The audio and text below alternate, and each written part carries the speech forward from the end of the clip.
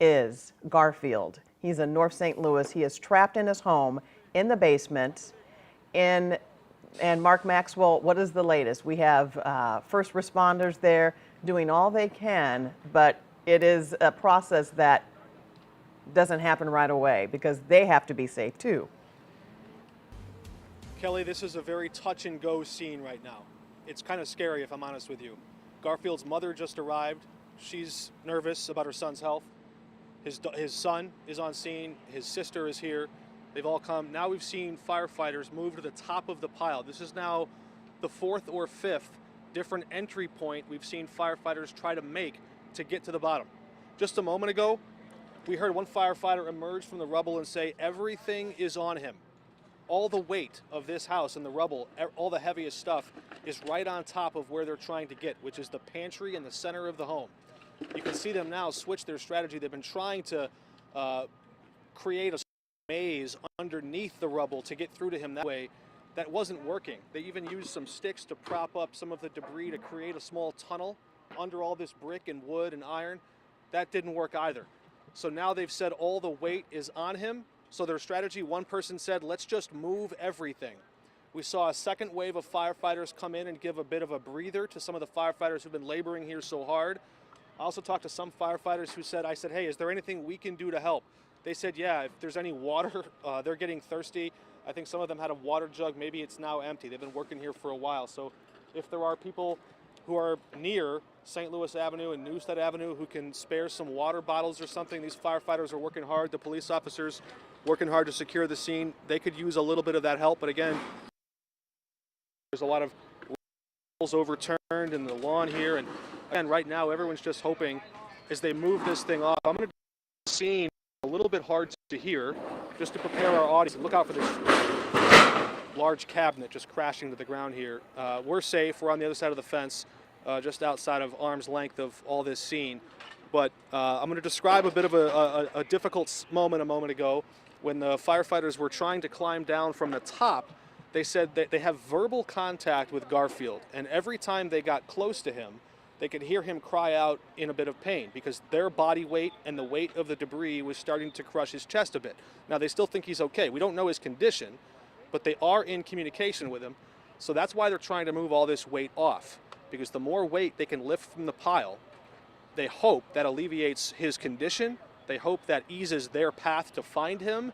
And that's what this is all about. You know, we hope that in the next few moments here, we can't guess, but we hope that sometime soon Garfield is able to escape this pile of rubble that was once his home. And that's what they're working toward, these 2-3 waves of firefighters. In fact, we can see now, if you want to look over this way, Andy, there's a ladder starting to move this way, and there are some chainsaws and heavy machinery working in.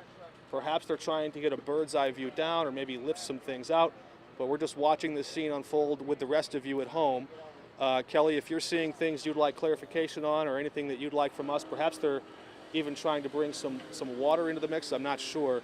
But it looks like they're trying to now get above the scene and see if they can pull some of this weight that's right now on top of Garfield, pull it off of him and out of their way. And Mark, Garfield, he was doing what Scott, always tells people to do, that when there is a warning, go into an area, a safe place. So when he was in the basement, he was in the safe place. Yeah, and I think it's really good that you point that out, because imagine if he were anywhere else.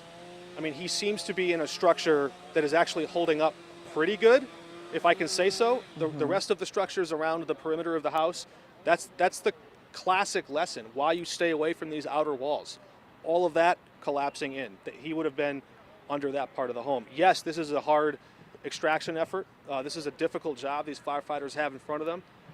But as best we know, some of that structure, some of the central walls of the home, from what we can hear these firefighters tell us, it sounds like those are the things that are right now giving him a little bit of breathing room as they try to pull off this recovery effort here. And look, I'll tell you, his sister was telling some friends a moment ago, she had just left this house to go down the street to another one of her relatives' homes, and that's when she heard the notice. She took shelter there. Then she heard that Garfield's house had collapsed, so she raced back here. That's when we met her outside the scene here. Of course, she was frantic at first, She was delighted to know there was hope. She was glad to see these firefighters come to the rescue here. But it's been a wave of emotions for her and for the other family members as they've been gathering around, and some of their neighbors have been offering to help. For now, they've done most of the help they can, just the amateur volunteers who've been showing up with work gloves and 5-gallon buckets, offering to help in any way they can. For now, the firefighters have said, leave it to us, we'll take it from here. I don't know if you can hear that chopper, but just above us is an emergency management helicopter that's been scanning this area, and perhaps they're just on standby to help airlift anyone if they need to, or they're giving some reports back to city officials who are at SLMPD right now surveying the damage.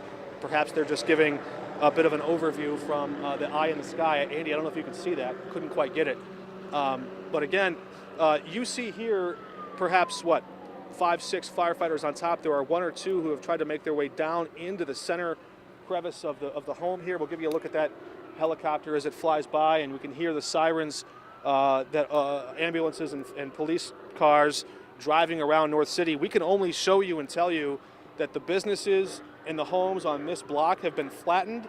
We can tell you that trees have littered the streets for blocks around, but that's just as far as our eyes can see. We know that this is a pretty desperate situation. This here used to be Omni Barber and Beauty Salon. Trees came crashing through the back of it. Looks like wind did the rest from there. You can see inside the walls that have been shattered, the drywall, the brick. So there's just a lot of destruction in all of North City. And I'll tell you what we told you from one person just a little bit farther down the street in the 4 o'clock hour. He says, man, I hope the federal government comes to help St. Louis, and time will tell if they deem this a disaster worthy of federal relief. But we're going to come back and keep an eye on this here. Again, the desperate scene where Garfield is trapped under his home and firefighters trying to bring him out. So we've seen your feedback from viewers on social media offering their prayers, their hopes. We know they're rooting for him, and we're going to bring you every update as soon as we can. This is 5 on your side at 5.